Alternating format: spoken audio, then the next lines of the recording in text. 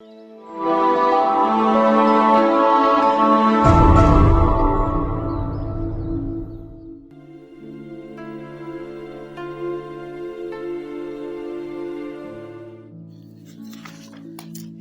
और बेटे और कुदस के नाम में आमीन। मसीह खुदा में मेरे अजीज बहन और भाई, आज कलीसिया साल के दौरान में 7वें आम इतवार की लतूरिया में शामिल होती है और आज की तीनों तलावतों का बुनियादी नुक्ता मोहब्बत और पाकीज़गी है।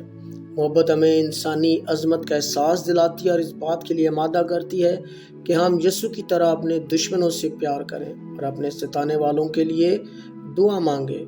खुदा हमसे मोहब्बत का तकाजा करता है कि हम इंसानों से बिला इम्तियाज़ मोहब्बत करें, क्योंकि खुदा मोहब्बत है और वो चाहता है कि हम उसी मोहब्बत को एक दूसरे के साथ बांटें, ताकि हम मोहब्बत और पाकीज़गी के ज़रिए यीशु को अपनी ज़िंदगी का मरकज़ बना सकें। ये यकीनी बात है कि हम में से कोई भी जुनूनी नहीं बनना चाहता, मगर इसके बरक्स यीशु हमें एक बुनियाद परस्त की तरह इसकी पैरवी करने की दावत दे रहा है। पहाड़ी आवाज में यीशु अपने दुश्मनों से भी प्यार करने का दर्स देता है। यीशु आंख के बदले आंख और दांत के बदले दांत के कानून को ख़त्म करता है। ये कानून अमूरी कौम से ताल्लुक़ रखने वाले और बाबल की सल्तनत के पहले बादशाह हम्मुराबी ने बनाया था।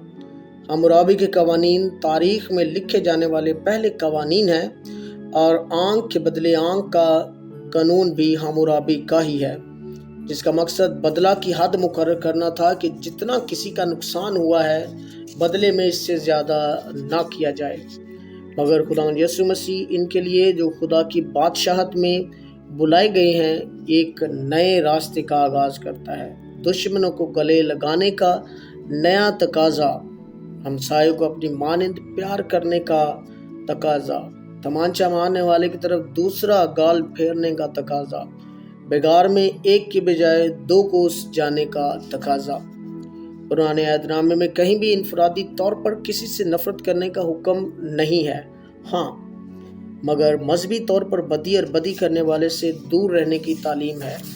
मगर मत्ती खुदा की मोहब्बत और हमसाये की मोहब्बत पर जोर देता है और इन्हीं को बुनियादी हुक्म के तौर पर पेश करता है, क्योंकि खुदा की मोहब्बत गैर मशरूत है। हम सिर्फ वाज़े तौर पर बुनियाद परस्त की तरह खुदा यीशु मसीह की पैरवी करने के मुतालिक सुनते हैं। महज अच्छा होना ही इंजील की तालीम नहीं है, बल्कि इंजील मुक़द्दस खुदा यीशु मसीह की पैरवी करना, इसकी शागिर्दियत में आना, अपनी ज़िंदगियाँ इसकी खिदमत में देना और इसे हमारी ज़िंदगियों की तरबियत करने देना ही इंजील की तालीम है।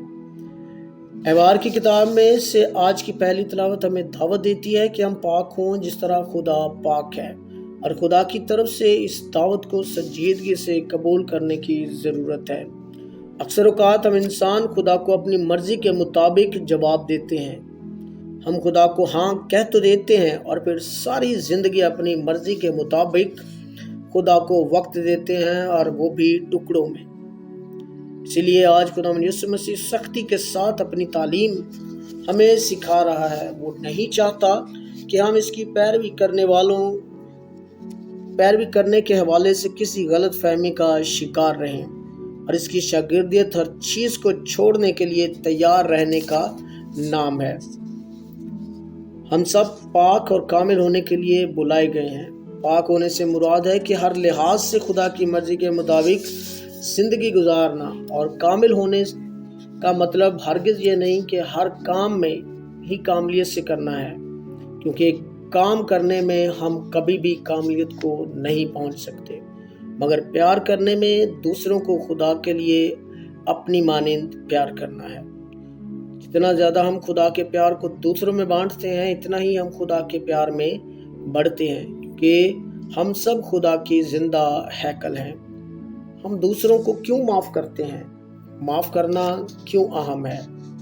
अक्सर पुराने अहदनामे का खुदा बदला लेने वाला खुदा जाहिर किया गया है, जो कि ठीक नहीं। कायन और हाबिल के वाक़या में हम सुनते हैं कि कायन खुदा के सामने गिड़गिड़ाता है कि अगर कोई मुझे देखेगा तो मुझे मार देगा।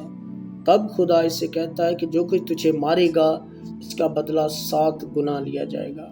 इसका क्या मतलब है? کہ ساری زندگی پاک اور قیمتی ہے۔